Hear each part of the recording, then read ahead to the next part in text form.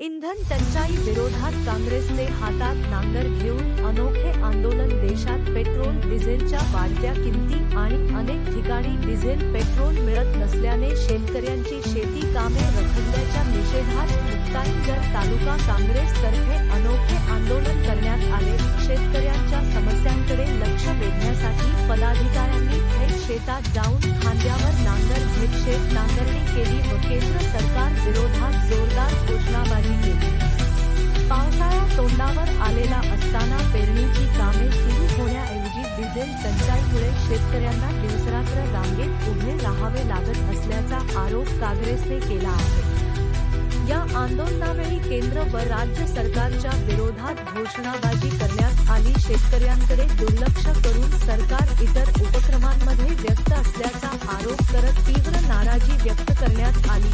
या आंदोलनाप्रसंगी काँग्रेसचे प्रदेश सदस्य डॉक्टर जगदीश पाटील, तालुकाध्यक्ष कृषीरत्न दिनेश पाटील, जिल्हा सरचिटणीस संजय पाटील, ॲडव्होकेट अरविंद गोसावी, अनिल वाडिले, राजेंद्र जाधव, चेतन झनके, गजानन पाटील यांच्यासह पदाधिकारी व कार्यकर्ते उपस्थित होते.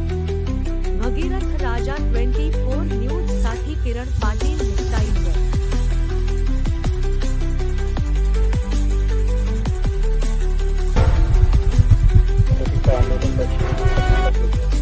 आज मुक्ताईनगर तालुका काँग्रेस कमिटीच्या वतीनं आम्ही शेतकऱ्याच्या बांधावर जाऊन आज डिझेल आणि पेट्रोलच्या टंचाई आणि दरवाढीच्या बाबतीत निषेध करण्या केंद्र सरकारचा आणि राज्य सरकारनं निषेध करण्यासाठी सर्व शेतकरी आणि सर्व पदाधिकारी आम्ही एकत्र आलो आणि शेतकऱ्याच्या बांधावर जाऊन डिझेल टंचाई, इंधन टंचाईचा आम्ही निषेध करत आहोत. काय पुढची भूमिका?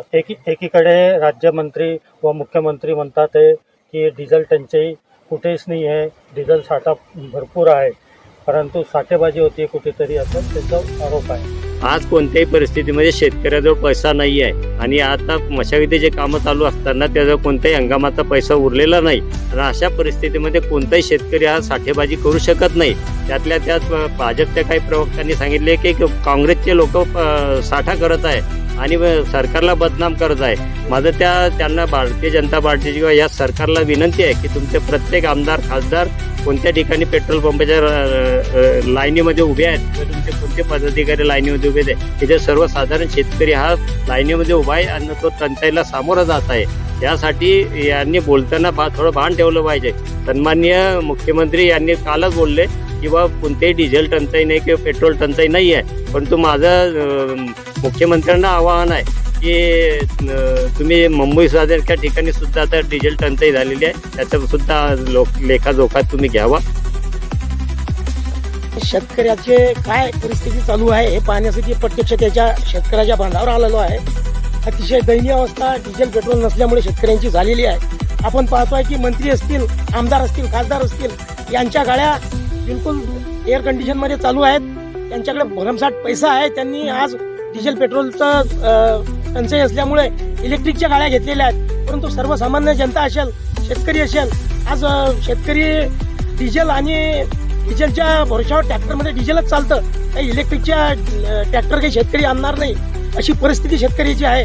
आणि हे शेतकऱ्यांना आवाहन करताय, काँग्रेसच्या लोकांना म्हणताय की हे डिझेल पेट्रोलचा साठा करतायत.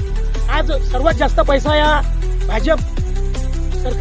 भाजपच्या लोकांकडे झालेला आहे आणि त्यांचेच कार्यकर्ते, त्यांचेच पेट्रोल पंप आहेत, त्यांचेच डिझेलचे पंप आहेत, त्यांचेच कार्यकर्ते वशिल्याने डिझेल पेट्रोलचा साठा करत आहेत आणि ब्लॅकच्या भावाने ते विकत आहेत. अशाच बातम्या पाहण्यासाठी आमच्या भगीरथ राजा 24 न्यूज चॅनलला सबस्क्राईब करा, शेअर करा.